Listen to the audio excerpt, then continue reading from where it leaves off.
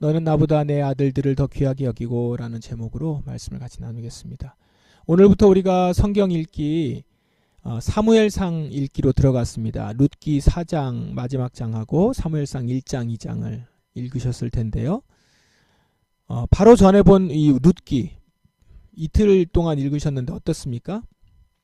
하나님은 믿음의 고백을 하고 살아가는 사람의 그 삶을 통해서 당신의 구속 역사를 이끌어 가신다라는 것을 짧은 그 룻기의 말씀을 통해서 볼 수 있었습니다. 사무엘 상에서도 마찬가지인데요. 하나님은 여전히 같은 시선으로 믿음의 고백을 하는 사람들을 바라보고 계신다라는 것을 발견할 수 있을 겁니다.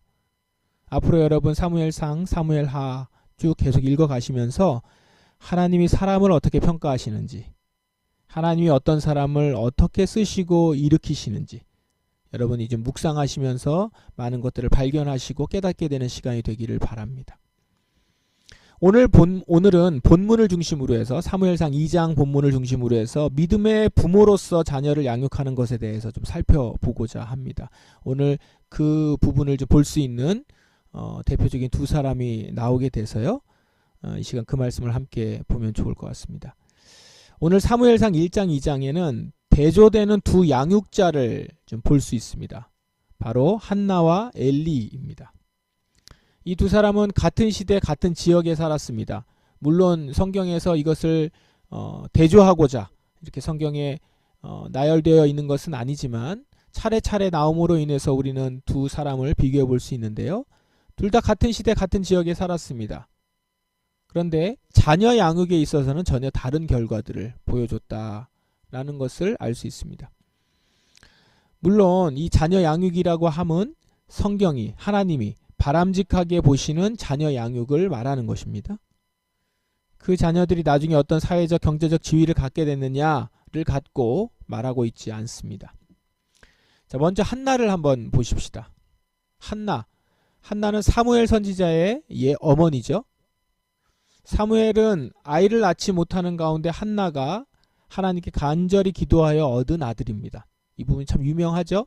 한나가 서원하여서 약속을 하여서 하나님께 기도하면서 그래서 얻은 아들입니다. 그런데 이 과정을 지나가면서 한나는 아들 사무엘에 대해서 분명히 인식하게 됩니다. 어떤 인식이냐면 이 아이는 하나님이 나에게 선물로 주신 아이다.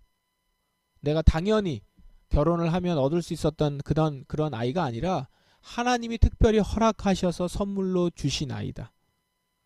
한나가 하나님께 드리는 기도를 한번 보십시오. 1장에 보면 기도가 나오는데 이렇게 그 아이에 대해서 기도하는 부분을 말합니다. 저는 아이를 가지기 위해 기도드렸습니다. 여호와께서는 제 기도를 들어주시고 이 아이를 저에게 주셨습니다. 그러니까 기도했고 기도에 들어주셔서 이 아이를 받았다라는 거죠. 선물로 받은 것입니다. 오랫동안 기도하고 제사장으로부터 축복도 들은 후에 임신한 아이였어요. 그러므로 한나는 정말로 이 기도대로 그렇게 인식하고 있는 겁니다. 이 아이는 내 기도를 들으시고 하나님이 응답으로 주신 아들이다. 이거를 일관되게 인정을 한 거죠. 기도할 때 기도는 간절히 했지만 아이 낳고 나서는 싹 잊어버리고 이런 게 아니에요. 그리고 그냥 기도를 이렇게 해야 되니까 열심히 기도했던 것이 아니라 진짜 기도한 대로 얻은 대로 그리고 지금 생각도 그렇게 하고 있는 거죠. 그는 아이를 허락해달라고 하면서 이렇게 기도를 했었습니다. 내게 아들을 주시면 그 아들과 그의 전생애를 여호와께 드리고 아무도 그의 머리에 칼을 대지 못하게 하겠습니다. 그의 머리에 칼을 대지 못하게 하겠다라고 하는 말은 뭐냐면 구별되게 살게 하겠다라는 겁니다. 그 나시린 있죠. 나시린이라고 해서 구별된 자다라고 하는 의미인데 구별된 자의 특징은 머리에 칼을 대지 않는 거죠. 그러니까 머리를 자르지 않는 것입니다. 그래서 사무엘이 그런 사람이었다는 거죠. 우리가 대표적으로 알고 있는 나시린은 삼손입니다. 삼손이 머리가 길렀다라는 것은 머리를 기르는 헤어스타일을 얘기하는 것이 아니라 머리에 칼을 대지 않는 그런 율법적인 규정이 있는데 그대로 행했다라는 것이거든요. 지금 사무엘을 한나가 그렇게 하나님께 약속을 하면서 아들을 낳으면 그렇게 키우겠습니다. 그렇게 드리겠습니다라고 고백을 했고 그렇게 이제 태어난 아이다라는 것이죠. 구별된 아이로 살도록 하겠다라는 겁니다.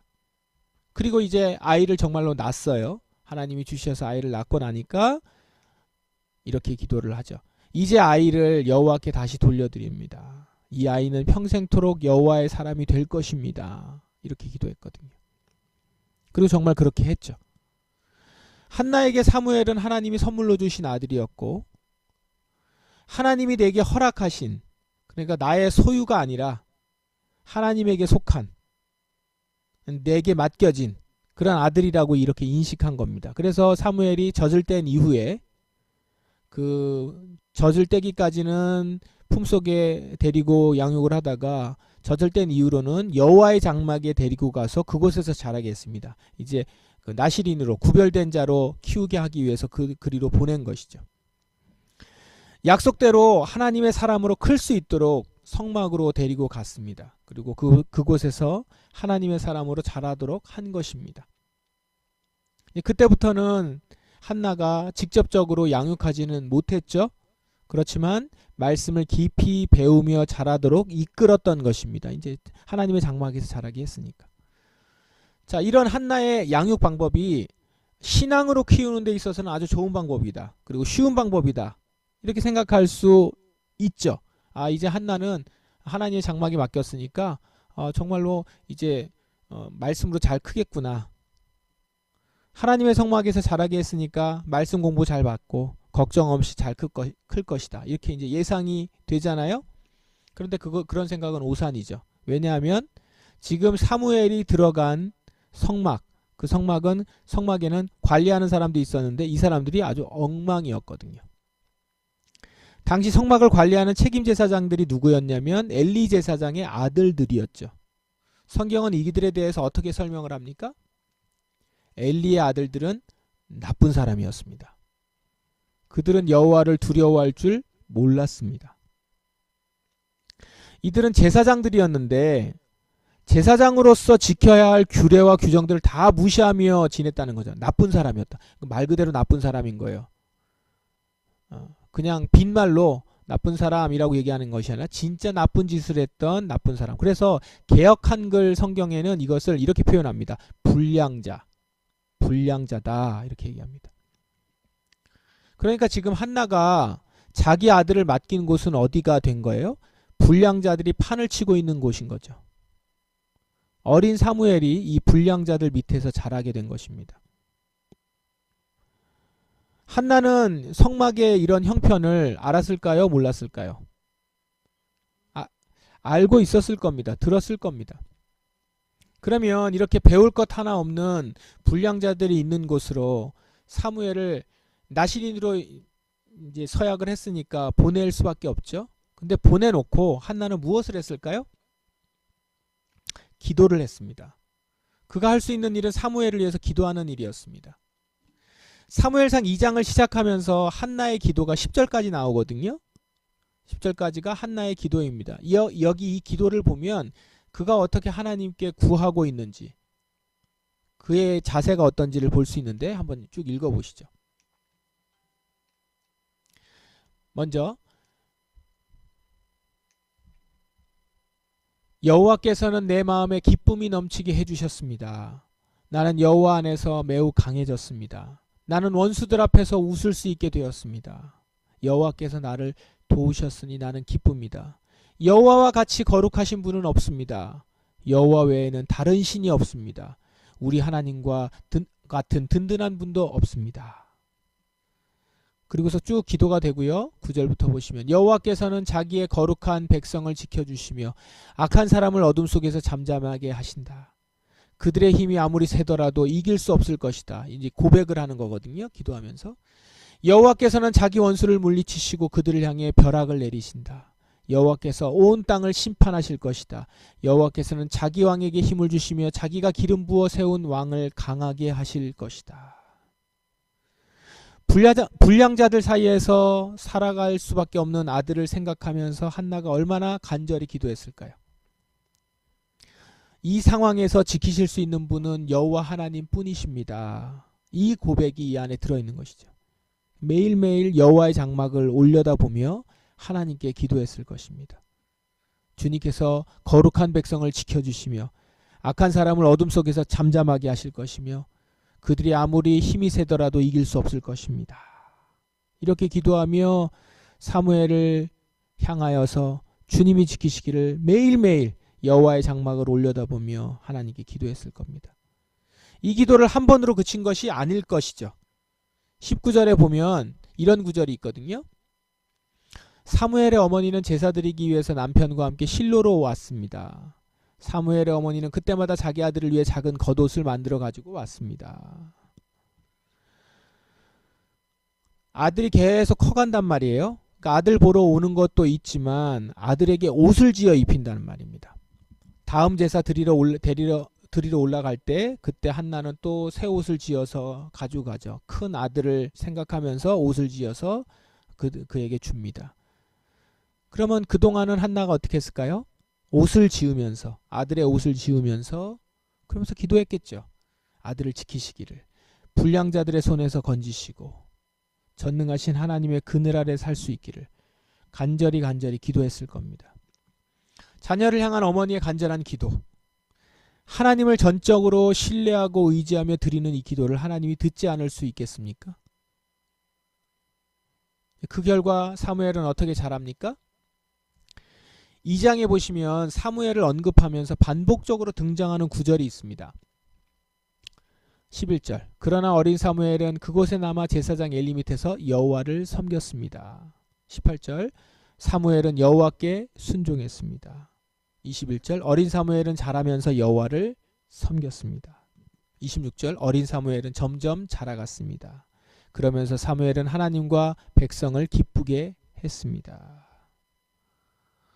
사무엘은 불량한 그런 제사장들 아래에서 그들을 섬기면서 배워갔는데 그들을 섬긴 것이 아니라 여호와를 섬겼다. 여호와께 순종했다. 여호와를 섬겼다. 여호와 앞에서 점점 자라갔다. 하나님과 백성을 기쁘게 했다.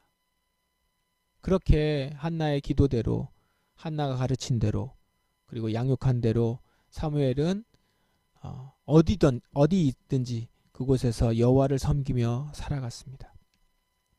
아들을 하나님이 주신 선물로 여겨서 주신 분의 뜻 안에서 자랄 수 있도록 양육을 하고 기도한 결과 하나님 앞에서 잘 자라간 것입니다.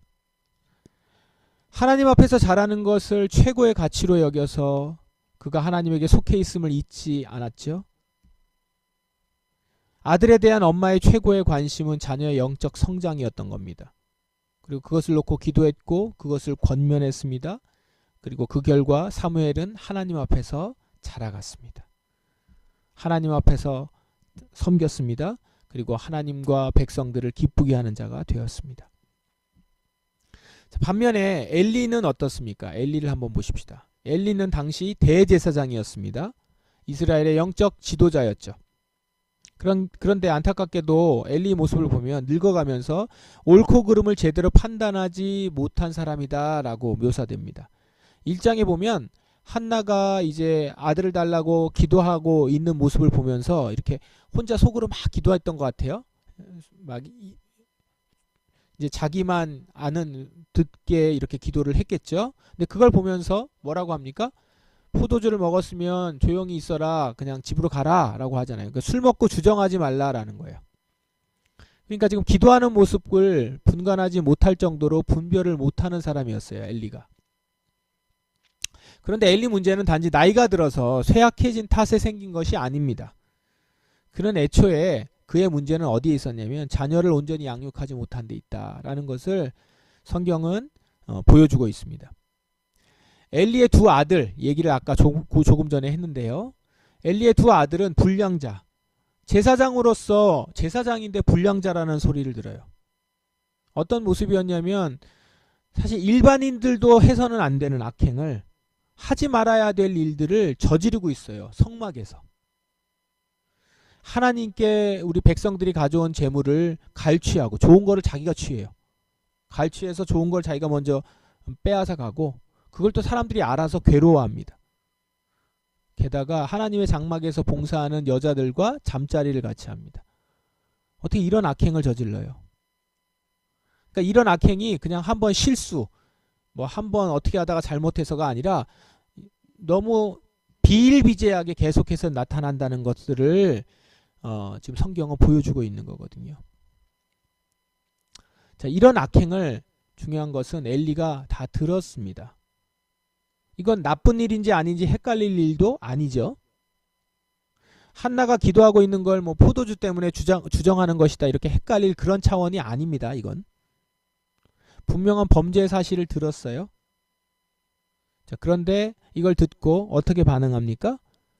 아들들을 찾아갑니다. 그리고 이렇게 얘기합니다. 얘들아, 그러면 안 된다.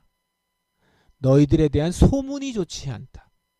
너희가 이 백성에게 죄를 짓게 만드는구나. 얘들아, 그러면 안 돼. 이러고 있는 거예요. 징계는커녕 제대로 꾸짖지도 않고 있죠. 이유가 뭐예요? 그러면 안 된다. 이유가 뭡니까?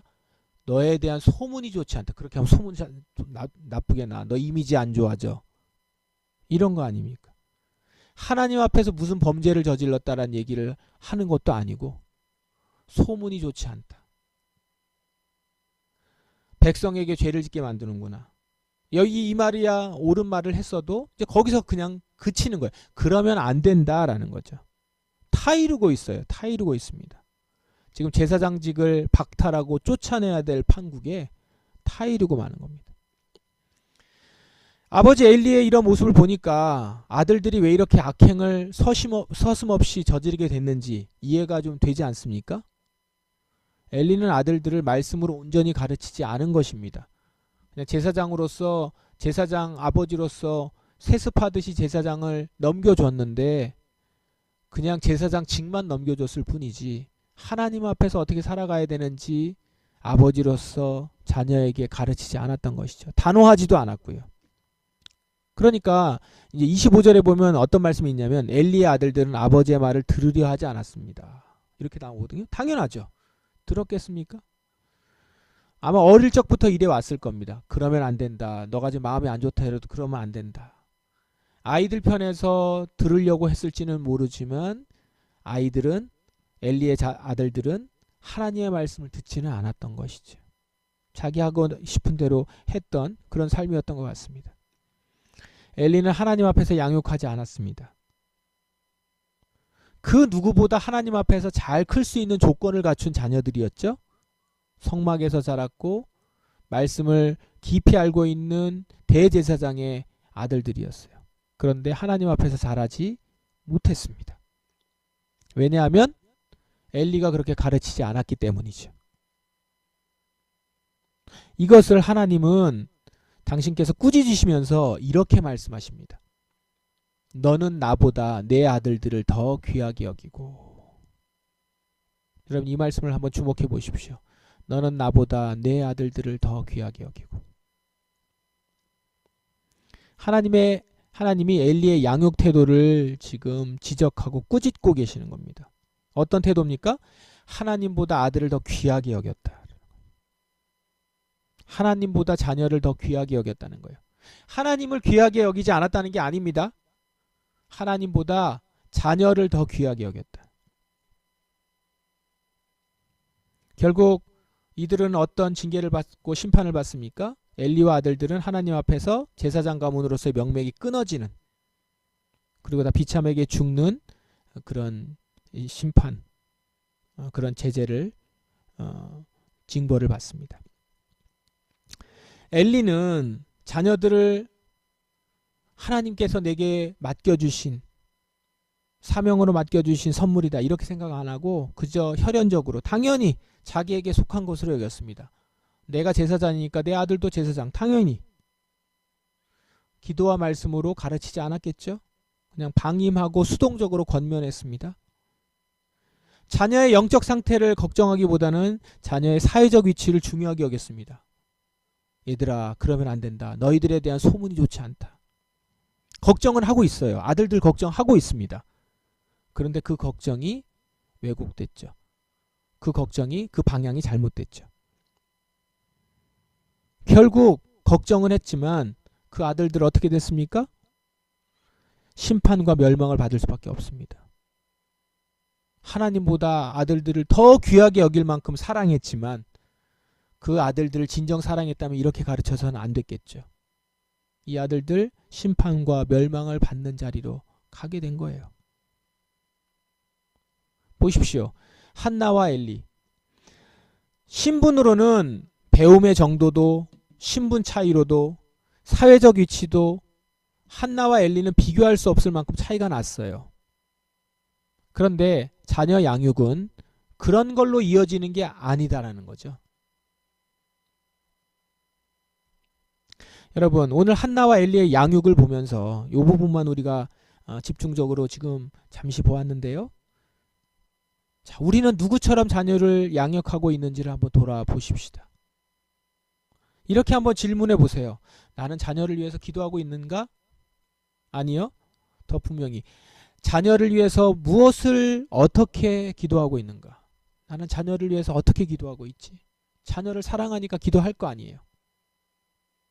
자녀를 위해서 무엇을 어떻게 기도하고 있는가? 더 앞서서는 나는 자녀를 위해서 지금 기도하고 있는가? 자녀의 성공을 위해서 기도하고 있는가? 아니면 자녀가 주님 앞에서 거룩한 성결한 백성으로 살아가기를 기도하고 있는가? 내가 그것을 위해서 자녀를 잘 가르치고 있는지를 돌아보고 있는지, 주님 앞에서 맡겨주신 자녀를 주님께 다시 구별되게 드릴 수 있는 그런 부모로서 자녀를 양육하고 있는지. 또 이렇게 한번 질문해 보세요. 우리 가정에서 자녀에게 무엇이 전해지고 있는가? 하나님의 기준이 실제로 자녀에게 전해지고 있습니까? 그 말씀이 전해지고 있나요? 하나님의 가치가 전해지고 있나요? 너보다 하나님이 우선이다 라는 것이 전해지고 있나요? 여러분은 믿음의 부모로서, 하나님을 섬기는 부모로서 자녀에게 얘야, 내가 하나님을 섬기듯이 너도 하나님을 섬겨라 라고 이렇게 말할 수 있는 삶을 여러분들이 살고 있습니까? 이 시간 하나님께서 엘리에게 하신 말씀을 한번 귀 기울여 들어보십시오. 너는 나보다 내 아들을 더 귀하게 여기고.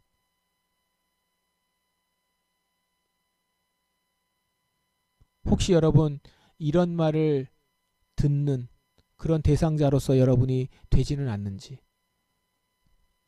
바라기는 정말 이 말을 듣는 부모가 되지 않기를 바랍니다. 자녀를 사랑하되 우상처럼 되지 않기를, 귀하게 여기되 하나님 말씀보다 우선하지 않기를 바랍니다. 지금 아직 우리의 가정에서 우리의 자녀들이 부모의 말을 들을 수 있는 그런 이때, 아직 그런 시기에 주의 말씀을 온전히 가르치는 일을 게을리하지 않는 우리가 되기를 바랍니다. 좋은 옷을 입히고 좋은 것을 먹이고 좋은 데 데리고 가고 그런 것을 하기에 앞서서 좋은 옷을 지어 입히면서 그를 위해서 기도하며 그를 생각했던 한나처럼 그렇게 주님 앞에 먼저 엎드려 우리의 자녀들이 주 앞에서 거룩한 백성으로 살아가고 이 시대에 꼭 필요한 주님의 사명을 감당하는 자로 설 수 있는 아들이 되도록, 딸이 되도록 기도하는 우리 부모가 되기를 바랍니다. 불량자들이 판을 치는 이 시대입니다. 엘리의 아들들과 같은 사람들이 우리의 자녀들 앞에 있는 그런 시대입니다.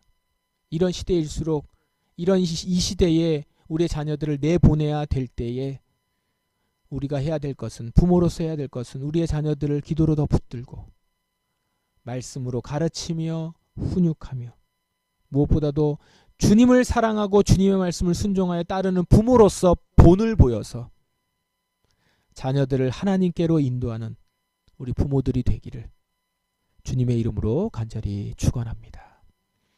이 시간 기도하겠습니다.